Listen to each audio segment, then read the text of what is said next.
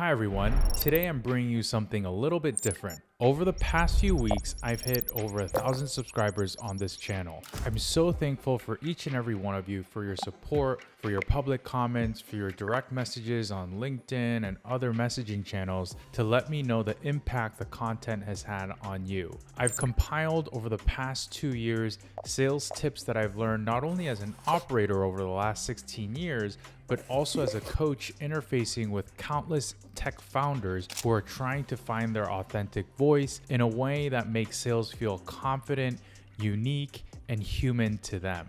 So today for this video, what I've done is I've actually compiled a collection of multiple videos to share with you the top hits within my sales tips series. You'll see videos that I've recorded about objection handling confidently, down to why your cold email strategy might not be working, all the way through to how to prepare for a memorable intro call that your customers truly remember and that truly differentiate you as a unique company, product, and leader. And so I'll link the videos individually as well within the description, but hopefully you enjoy this non-stop 36-minute collection montage of my most favorite videos that I've recorded over the past several months. Thank you again for all your support to hit 1,000 subscribers. Here's to the next 1,000 subscribers. Feel free to also put in the comments any topics you haven't seen that you'd love to see me talk about. I've already put out a poll where a few of you have engaged, and rest assured I've already recorded videos based off of the topics I've seen in that poll, but feel free to drop your comments directly here too.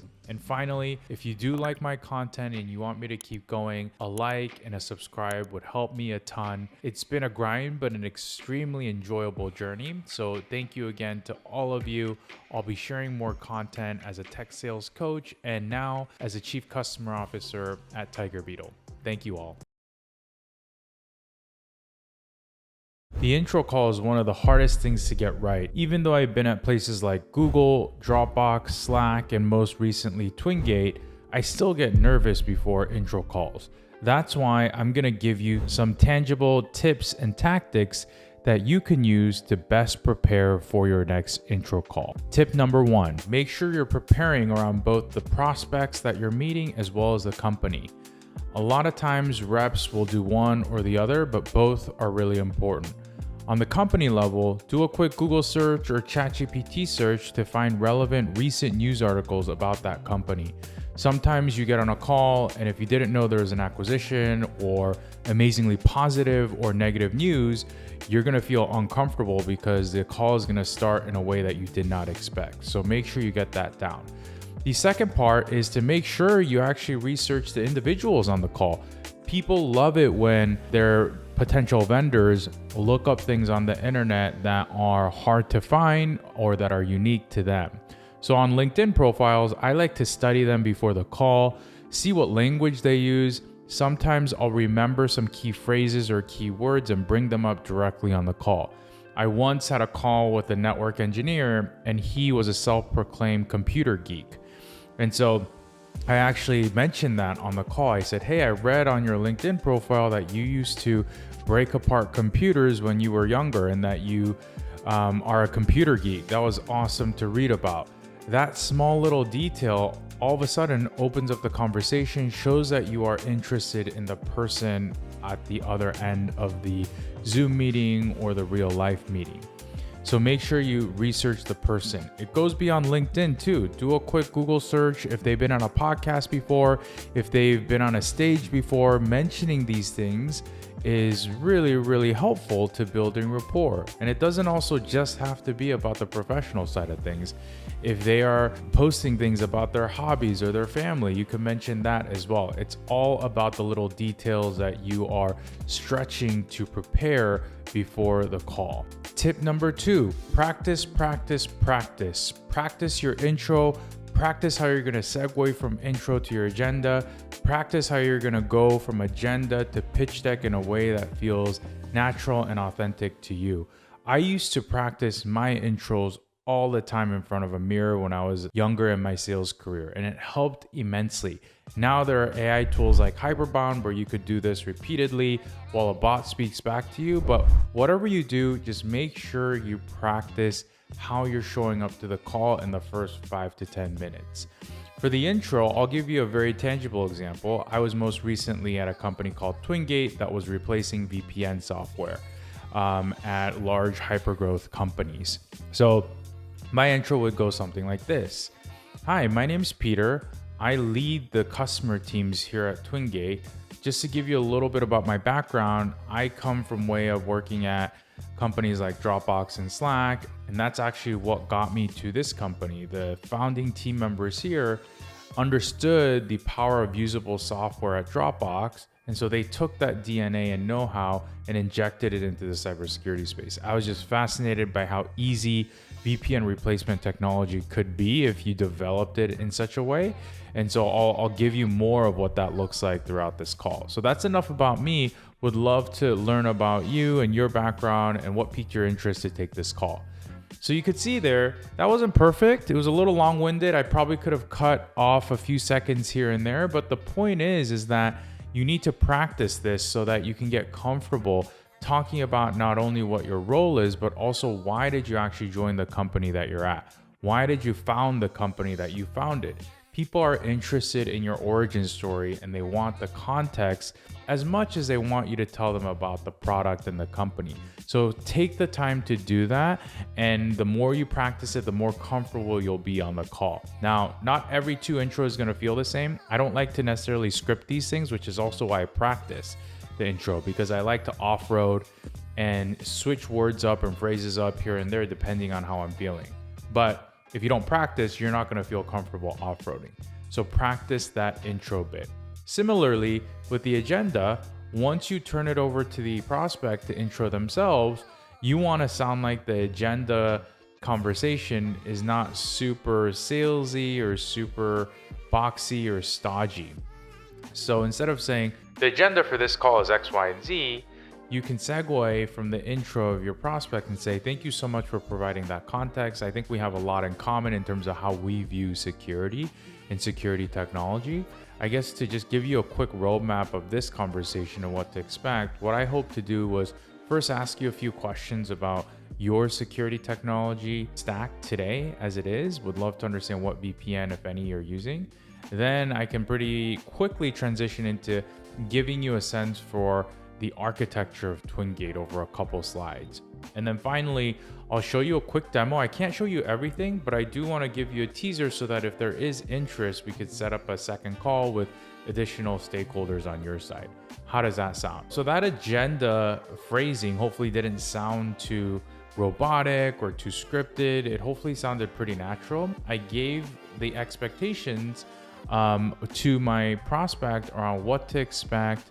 And I also said something at the end there where I said, I'm not going to show you the full demo.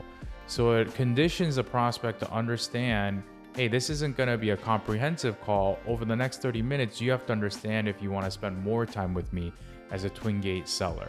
And so you want to practice that too, because the more you practice it, the more natural and organic it'll sound. So practice, practice, practice. I just gave you a couple examples of the intro and agenda.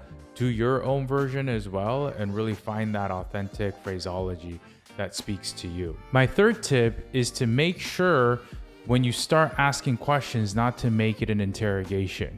You want to have maybe 1 or 2 or 3 opener questions that allow you to gain quick context on the prospect, but then allow you to quickly get into the pitch deck itself. Nobody wants to answer 10 questions, but they will answer 1 or 2 or 3 intelligent ones, especially if you're also actively listening to their answer and building off of that for your next question. So think about what are those opener questions that will feel natural and that will set the stage, but that won't turn into an interrogation. For Twingate, we'd always start with something like, so tell me, what is your VPN software today? Do you have a VPN? What are you leveraging? And from that, they would give us the answer. It could be something like Cisco or Palo Alto Networks or Zscaler. And then from there, we could naturally ask, oh, that's interesting. We hear that a lot. How is that going for you? How is Palo Alto Networks going for you? And typically they'll say, it's actually very painful, or they might say, it's totally fine. Either way, again, you're building off of the conversation and you can understand how to react based off of the context and the environment that your prospect is in. So think about what those opener questions are that will allow you to build on the conversation versus it seeming like a interrogation.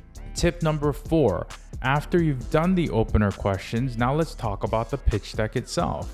A lot of salespeople and founders treat the pitch deck as if it's a one-way conversation. Do not do that. It needs to be a two-way dialogue. The whole reason why you can get away from asking just 1 or 2 or 3 questions up front is because the pitch deck should allow you to continue discovery. I actually have an online digital course where I talk about crafting the pitch deck in such a way where you can have an organic two-way dialogue. But think about that. Really leverage each slide, be intentional about each slide, and think about what is the conversation point you can create so that you're not getting into this one-way monologue. So really think about that pitch deck as a two-way conversation and revisit your pitch deck to see if that's there. Now, the 5th tip that I have is do not ever give the full demo on an intro call. Nobody wants a harbor tour where you're showing every single nook and cranny of the product. Prospects will get overwhelmed and you'll run out of time on the first call if it's 30 minutes or even 45 minutes.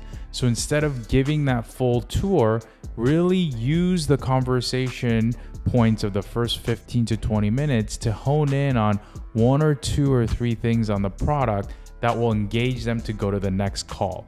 Especially in enterprise sales, because there's more stakeholders than one, you want to be able to sell the second call, not necessarily give a comprehensive demo of every little thing that's in the product. Tip number 6 is leave enough time for next steps. I can't tell you how many times I listen to a call and they're rushing through the next steps because they have 30 seconds left or they're at time for the call and their prospect is running off to the next thing.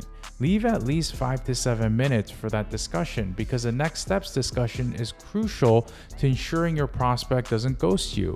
If you ask, when is your next internal discussion about this topic, you are much more informed in terms of when you should reach out.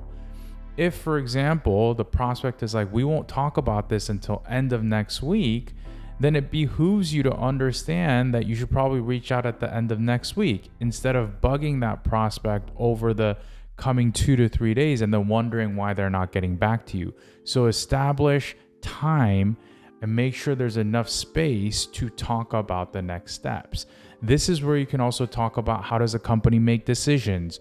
What's the culture like? How urgent is this? These are things, of course, ideally you ask in the beginning of the call, but leaving enough time for next steps allows you to actually have this catch-all moment where if you forgot things at the beginning of the call, you can always add them towards the end. So hopefully these 6 tips are really helpful. They've helped me. They're all designed to really make the conversation feel natural and organic. But to get there, you do have to have a certain repetition of practice so that you feel comfortable with your own voice and so that you can off-road and be dynamic where you need to be based off of how the conversation progresses.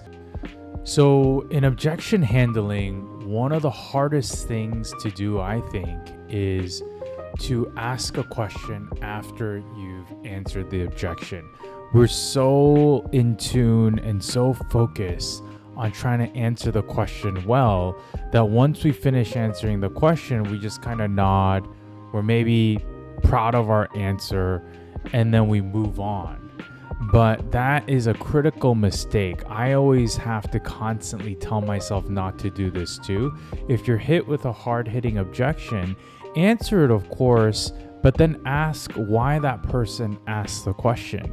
In some cases, even before you answer the question, you should say, can I get to the root of why you're asking that question so that I answer this accurately and in the way that is most helpful to you? That is a much more strategic answer, and it feels like the interaction is much more well thought out. So the next time you're in an objection handling situation, don't just answer the question and then ask why that prospect asked that particular question. So an example of this, let's say, is, hey, are you guys secure? I could answer that question, but I could also say, can I ask what you mean about are we not secure? What aspect of security are you most concerned about? That then gives you more context around how to answer. The other way you could do it is you could say, yes, we're definitely secure. We have XYZ certification. We've gone through a lot of testing, and the architecture itself is built in a way to be secure. And of course, I'm just speaking in high level, but you would add a lot more detail to that. And then you stop and say, is that what you are looking for? I guess, can I ask what part of security you were most interested in? Out of what I said, does that give you the assurance that we are secure? So this asking the question either before or after the objection is super, super powerful because again, it helps you hone in on how to answer the question. It also makes you look very intentional, very thoughtful, very strategic. So think about that the next time you're in an objection handling back and forth. Are you just answering the question? Or are you asking the question as to what the root of the objection is so that you're seen as much more intentional and smart? I've been talking to a lot of early stage founders lately, and this one question I wanted to answer for you all. The question is, if you're trying to close a big logo, do you try and niche down into one thing you do really well?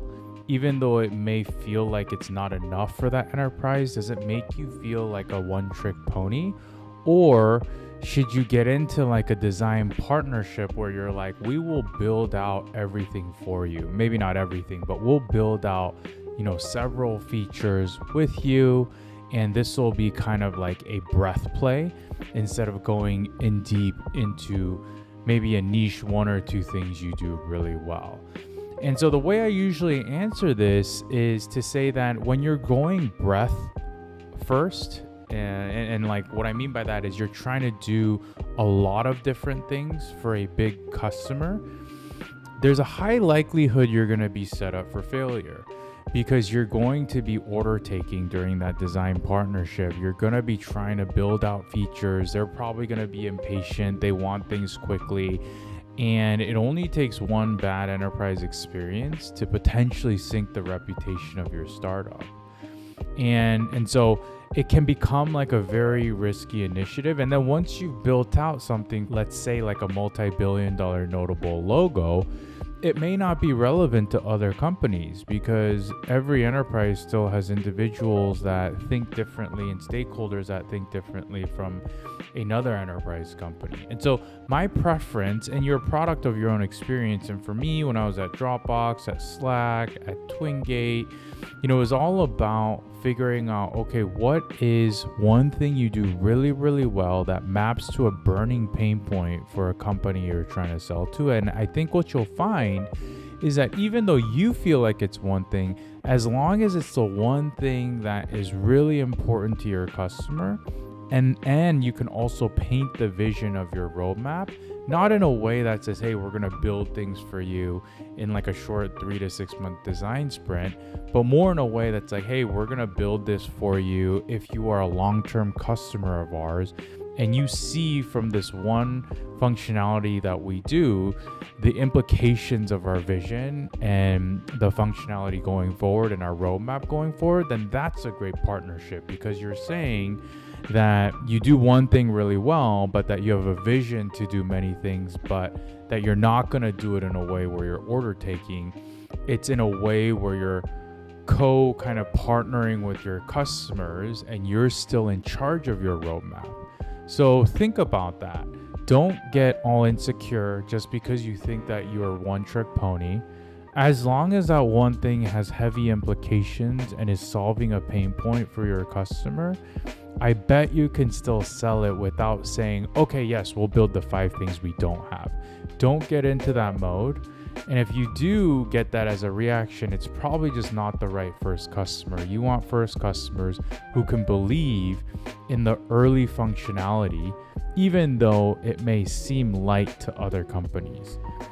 Even if that's the case, remember, for companies that have a burning pain point on what you're solving for, they will take a bet, they will put forth a budget. You just need to have confidence in the premium nature of how you're solving for that one thing that will have implications for other things down the line. So try it out. If you have other questions about this topic or want me to go deeper, let me know. But it is something I'm talking to a lot of founders about. And I think if you do take that path that I'm suggesting around really focusing on the functionality you're good at for now, I think you'll feel that you have more innovative customers who are on board. You'll also burn less cycles trying to please customers who are just maybe customers. So the end of the year is fast approaching, and we have likely now a lot of sellers thinking about that Q4 quota that they might have and getting a little nervous and potentially desperate. I think that's why we should experiment more with actually not having quotas. It's probably a very controversial thought, but I think if you hire the right profile of person, you can still move efficiently through a sales process, still have a motivated team without creating this artificial pressure. Nonetheless, most sales teams today do have quotas. So what do you do when you're approaching the month of December? You definitely don't want to be constantly checking in, being that annoying seller, saying, hey, like I haven't heard from you, or hey, the discount expiration, it's gonna be in 2 days. Can we kind of force fit this through your process, which normally takes 3 to 4 weeks, right? This doesn't feel good for anybody because then you feel reactive and rush. So what you do is start preparing early and start being very transparent around goal dates. And then not only goal dates to get the contract done, but also make it about the customer starting the new year off on a productive foot. Or you could say something like, hey, obviously getting this done end of the year would be personally a great milestone for me. And I think it could also help you because I saw that your teams are ready to go and want to hit the ground running come first or second week of January.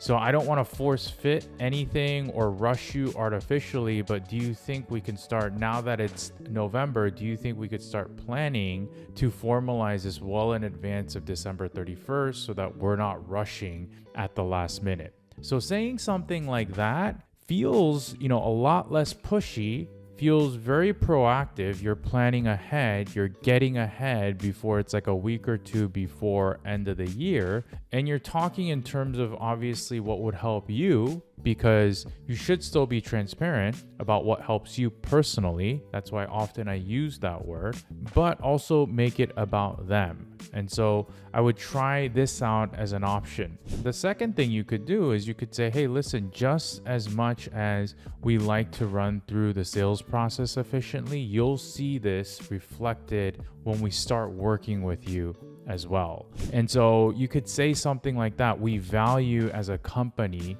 speed to having the conviction to start working on a project like this. And of course, we don't, again, want to have you make a rush decision, but we would like to start focusing on delivering sooner rather than later. You could say something like that too. It's totally okay, especially if it's true that your culture is one of like fast action and fast execution in a high quality way. You could say that. You could, hey, this is one of our values. And if you're at a startup, it should be one of your values if you want an edge. And so saying something like that and then getting the other side's buy-in that yes, we also want to move quickly and we understand this is not just because you want to be pushy or aggressive, but because this has an indication as to how you will be, that can also be very impactful. So hopefully I've given you a few thoughts. The main thing I want to say is prepare early. Talk about this timeline early. Don't be the person on December 12th who brings it up last minute. Really think about this from a preparation mindset, and also make sure you make it about the customer and what they would get after the contract. Remember, just because you close a contract, that doesn't mean your job is done. You need to now make sure your customer has a great experience, interaction, and that your product has a lot of successes for their company, the successes that you promised. And so make sure that is apparent when you're trying to move quickly. It's not just about signing the dotted line. It's about aligning with your culture of speed, making sure that you're preparing for the new year and starting that off strong, and just aligning that message and that mission resonates with the other side too. Because they could also say, hey, listen, like, I get it, you want to be end of the year, but realistically, it's not going to happen. Having that answer also helps too. But in any case, prepare, be super transparent, and move quickly before end of the year approaches too soon. So here's a situation many startup founders and sellers find themselves in. They do such a good job on the intro call. They feel like their demo was compelling. They feel like the prospects are aligning with their approach, vision, and philosophies. And then after the call, the prospect ghosts them for 1, 2, 3, 4 weeks, even months. It's such a painful experience because you had such high optimism and what you felt like was alignment on the first call. This ghosting from prospects is something a lot of my clients come to me with when they initially start working with me. And so what I'm gonna do in this video is break down some tips on what you can do when your prospects ghost you after a great first call. I've had experience at large tech companies like Google, but also hyper-growth startups like Dropbox, where I helped pioneer their first enterprise deals. From there, I went on to other tech companies like Slack, Front, and most recently Twingate, where I've dealt with a whole range of clients and prospects and have experimented myself with different ways to follow up to minimize the amount of ghosting that happens with me and my team. So without further ado, here's tip number 1. If your prospects are ghosting you in an enterprise B2B sales cycle, the first thing you do is, instead of following up with the entire group, pinpoint somebody who you thought was your champion or the most positive sponsor on the first call and one-on-one message them to almost create accountability and ownership over the reply. So you could forward the latest note and say, "Hey John, I noticed that the group hasn't gotten back to me yet, but there was so much excitement on that first call. Can you tell me a little bit about what's going on? Is there still interest in moving forward with the evaluation of our product?" So really narrow down who you're going after so that one prospect within the multiple stakeholders that are in the evaluation feels ownership to respond to you. Here's tip number 2. Also think about changing up the channel through which you follow up. Oftentimes we feel like we're single threading through an email and that's enough, but often it isn't. If you have somebody's mobile number, if you're connected with that person on LinkedIn or X or any other social media platform, try that route. Try to change up the medium through which you're actually following up. Pinpoint that champion or sponsor and ask, "Hey, I know I've been emailing you as well, but since we're not getting anything back from the group, I thought I'd try you on LinkedIn to see if you're still interested in continuing the evaluation." Tip number 3. You should also think about creating urgency in your follow-up. Your follow-ups shouldn't just be, "Hey, I'm just checking in." They should also have consequences for not replying back. Now, I know it's tough on the first call because you're not actually mentioning pricing, you're not offering discounts, you feel like you don't have a lot of leverage. But the next time you get on that intro call, think about creating a scarce resource on that first call that you can take away if they don't respond to you on subsequent follow-ups. So even if you're not actually pinpointing a pricing proposal, you could say, "Hey, by the way, this is preferred pricing for our early customers, as long as you're willing to move forward within the next few weeks on a POC." If you say something like that on the first call, in the follow-up, you could say, "As I mentioned, I want you to be able to take advantage of some of the preferred pricing I mentioned. So if our product is still of interest and you'd like to take advantage, I'd love to hear back from you so that we can move forward in this evaluation.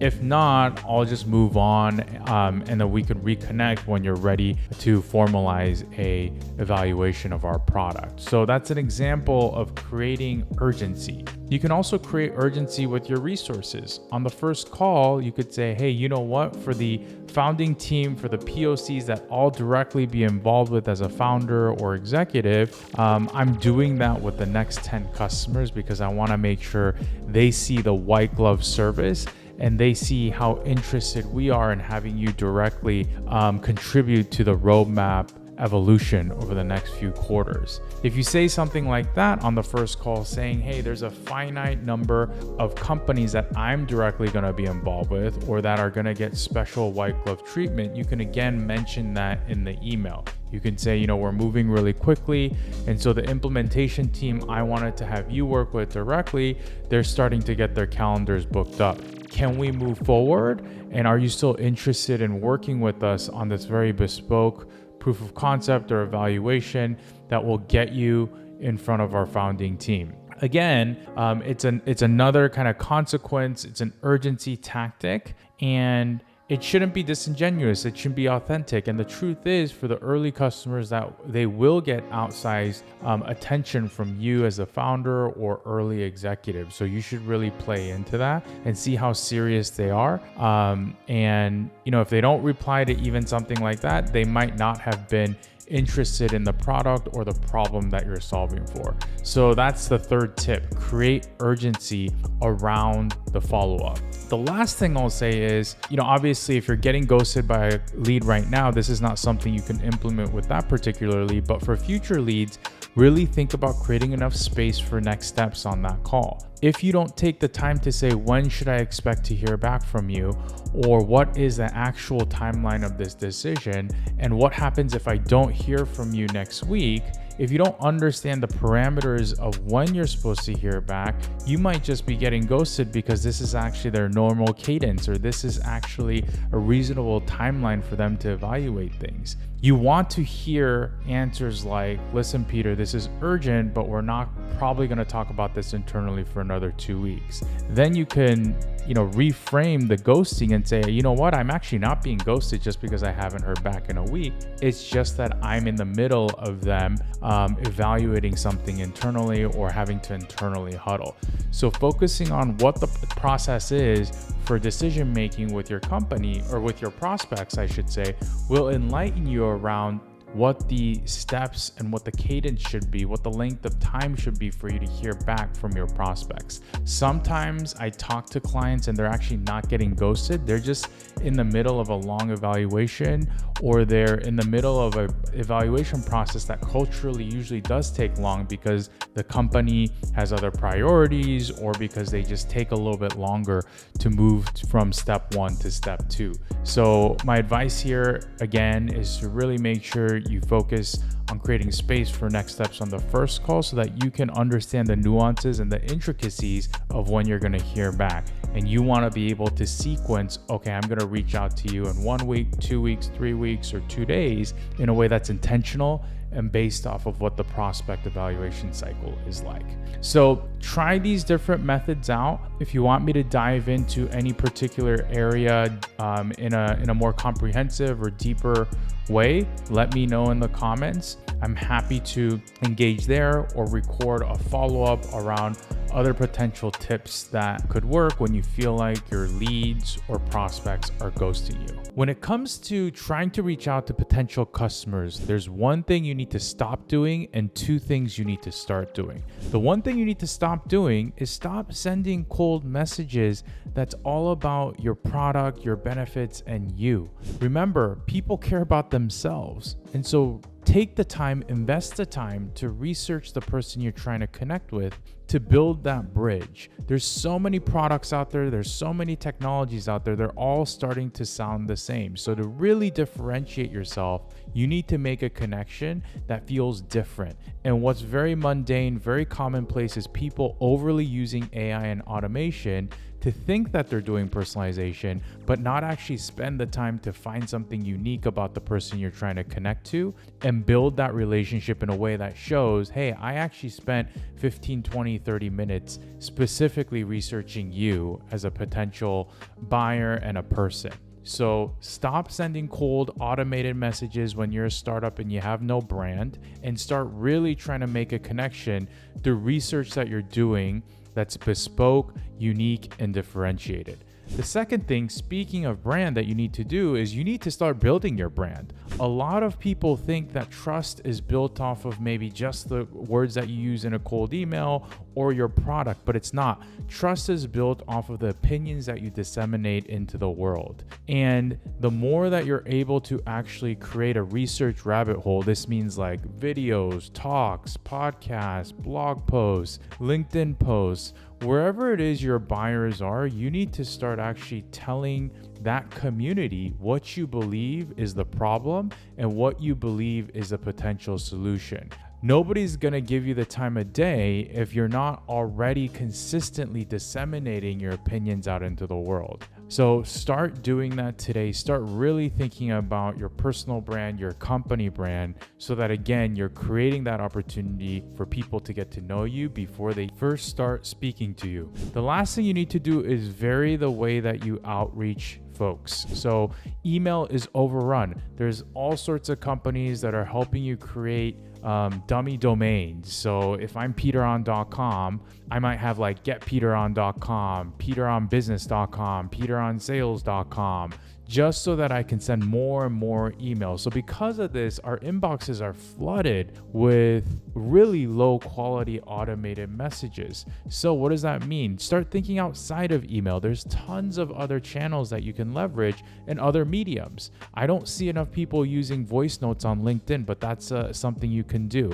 And I guarantee you, if you send a voice note, the listen rate is going to be a lot higher than the read rates of the LinkedIn messages you send. Start investing in video, even if it's not perfect. Take 1 minute and record a video. Putting a face to a name is very powerful. Also, start using other channels, right? It doesn't have to be just LinkedIn. There could be virtual webinars you start hosting, and then you can cut up that content for something else. There's in-person events. If you're going to a conference, make sure you're thinking about, can I actually create even a 5-person micro event to start building trust with a group of people and building that human connection? Automated email doesn't help to do that. Other unique ways that show that you're resourceful and that you're creative can help to do that. So hopefully this helps. To summarize, stop sending emails that are about you, that are self-centered, that are automated in the wrong way. Start building your brand and start leveraging other channels that show that you're creative. Give me a follow, put in the comments what you think. If there's other sales tips or trends you want me to talk about, definitely let me know and I'd be happy to contribute more videos on various topics. Thanks a lot.